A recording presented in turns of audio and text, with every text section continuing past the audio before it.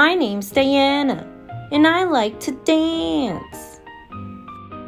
What is up, homies? Welcome back to Doing Stuff with Diana. I am your host, Diana. I know I am technically more of an anti-MLM channel, but it's in the name. We're doing stuff with Diana. And because I have a kid, naturally, I am going to binge watch children's movies. After watching Encanto many times, not as much as Turning Red, I have started to observe tiny details you wouldn't notice if you had just watched it a handful of times. And you know what? I think we need to talk about how trashy and how much of a black sheep Mirabel's family treats her. So, in today's topic, we're going to take a little detour from the anti-MLM content and talk about children's movies. Encanto in particular. Behold my shirt. I like to think that it is inspiration. What is the word? It looks like Mirabel's shirt a little bit. Here we are. Hashtag justice for Mirabel because her family treats her like trash. Ooh, before we begin, I know it's a children's movie topic, but I may or may not cuss. So, if children are in attendance, cursey words, possible. Don't say I didn't warn you. Also, I still love this movie, even though I'm gonna talk mad smack about Mirabel's family and parts of the movie. We don't talk about Bruno is a banger. Surface pressure, ooh. I'm just saying, now that their house is rebuilt and they're reestablishing their relationships with each other, they need to really look in the mirror as to how they treat their little cousin Mirabel. Here are my observations. Have you noticed anytime they become of age and they get to have their own room,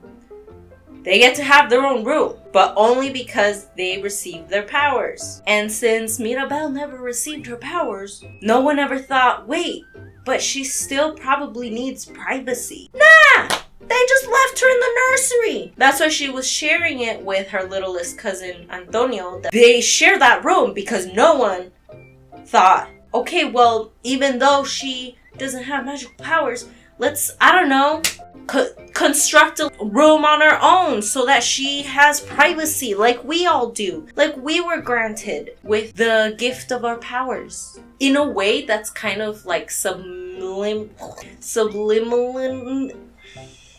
I swear, when I'm in front of the camera, my English is already bad. It just gets worse. I feel like subconsciously, them leaving in the nursery is the equivalent of them saying, okay, well, you're not contributing to this household, to our Encanto, so here you go.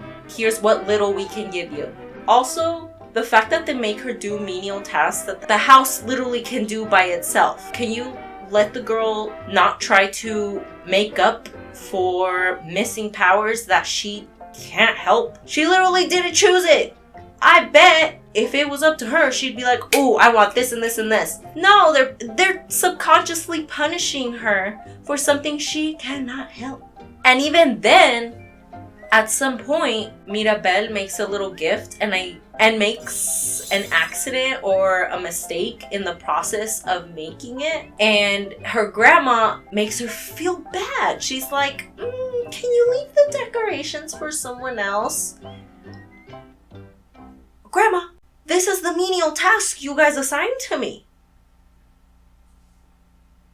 What do you mean leave it to someone else? I could easily leave it to La Casita like you guys could have. But no, you gave it to me. Can you let me pretend like I can at least do the decorations? Goddamn, Grandma. I don't know why her grandma has a vendetta against her when she don't got powers either. Her grandma is also one of the people that was not granted magical powers when they were given to the family. So for whatever reason, she's just turning that into a vendetta against Mirabel, in my opinion. Because at that point, when Mirabel was hanging out by herself and she noticed that the whole house was coming apart, instead of being like, what, crazy? Oh, I trust your word. Let's go investigate. What's going on? She's like, the house is fine, everyone. Please keep partying. Just to keep up an appearance. Why would you think that your grandchild is lying to you? Her grandma makes her look like a fool in front of her whole family. But you can't come in and out, okay? I'm recording. And okay, fine, Grandma. If you want to keep appearances and make me look like a fool in front of everyone, can you at least tell me later on, off to the side, like, hey, you have a point? Because Mirabel finds her talking to herself and to the casita, verifying the very warnings Mirabel was telling her. Wouldn't it have been nice if, like, okay, fine, she embarrasses her and she's like, oh, the casita's fine, Mirabel's crazy, everybody. But then later, after the party, was like, look, Mirabel, you're right. There's an issue. We got something going on. I'm not sure what. Help me, please.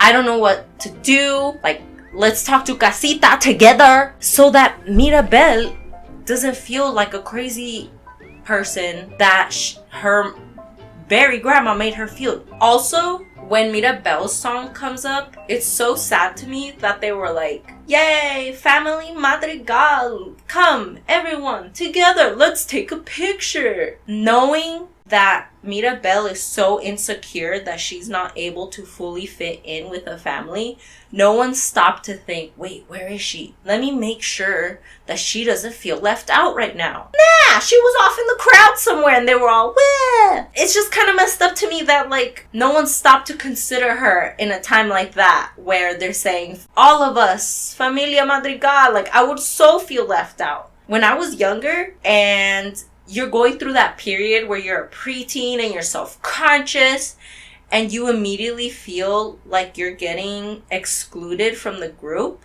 or your friends or the classmates, that's an ugly feeling. And I bet it's even worse when it's your own family doing it. Damn, Mirabel, you got it hard. Also, when Luisa finally accepts that she does have a problem with her strength, instead of her grandma being like, maybe Mirabel had a point. Instead, she quickly turns it around on her and she's like, would you tell her? Stop doing it. Whatever it is, stop doing it. That's messed up. Maybe you should look at the very obvious signs that Mirabel is right. Also, can someone please point out to me anywhere in the house where there's a picture of Mirabel? Maybe on the family tree? Yeah, come on. They can't deny her on the family tree. But since she doesn't have a door, where are any pictures of her in the house? I'll revise the movie before I post this video and maybe put it right here. Any other scenes where I may see pictures of her. But I'm pretty sure there's not much. This is kind of a side note. That guy that Bruno was like, hey, FYI, you're gonna grow a gut. What if that wasn't even a fortune that Bruno had? It was just genuine advice. Bruno walked up to him and was like, hey, buddy, just want to let you know, at this rate, couple years from one friend to another, just watch what you're eating. And then the guy goes, his fortune. Bruno told me I'm gonna get fat. Oh no! Speaking of Bruno, what a homie uncle. Can we talk about the fact that he let his family ostracize him and went into hiding because of a fortune that was going to put Mirabel in a negative light? In order to protect her, he said, I have to keep this secret, and went into hiding for her. What an OG. That's a homie right there. Versus the rest of her family is like, oh, look at her, giftless, haha. But I bet Bruno was the only one that stood up for her. Quietly. He definitely did it quietly because she didn't know, but he sacrificed his happiness for her. Also, maybe Theo Bruno's efforts to keep Mirabel from feeling ostracized by her family like he has been were fruitless, because she still is being ostracized because of something she cannot help. So it's sad to me that even though he's protecting her, she is still getting treated the same way he is getting treated by their family. Also, as a side note, the point in time where Mirabel is talking to her dad and is confessing that she saw the fortune, I like the visualization of her cousin being in front of her grandma's door, because that's visually showing that her cousin Dolores, because I forgot her name, is gonna be the one that spills the beans for her grandma to find out.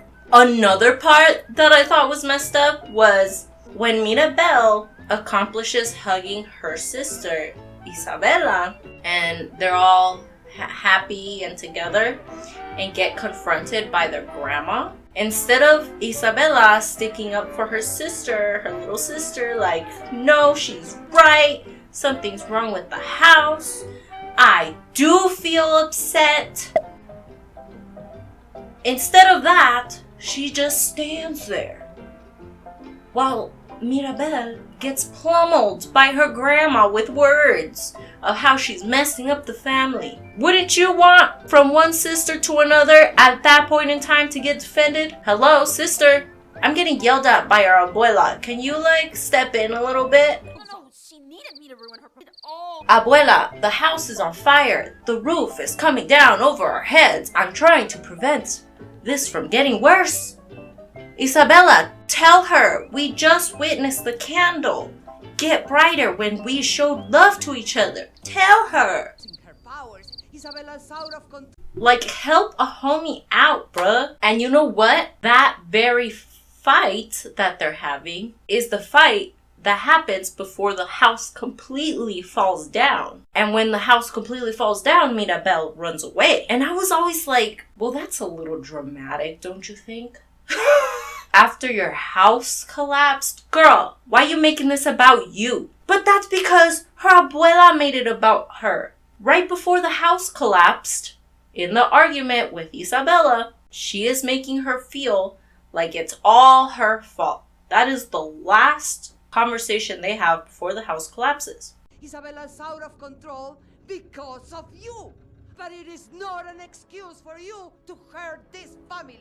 Of course she ran away. Her abuela made her feel like it's her fault that the whole house is down. I bet horrible stuff was running through Mirabel's head at that point in time. I bet she was like, ooh, my family would be better off without me. I might as well just run away and find somewhere else to live. Do you think her grandma treats her bad? Because in a way she's like, wow, when I was young like her, I had to deal with way worse stuff. And Mirabel can't even handle decor. Okay, Grandma. Well, sorry that I'm not getting married to a man and running away because I'm in a violent neighborhood. It's like, do you want that for your grandkids? No. You want better for them. Sorry that she doesn't have to suffer as much as you did. That's a good thing. Let her struggle over decor.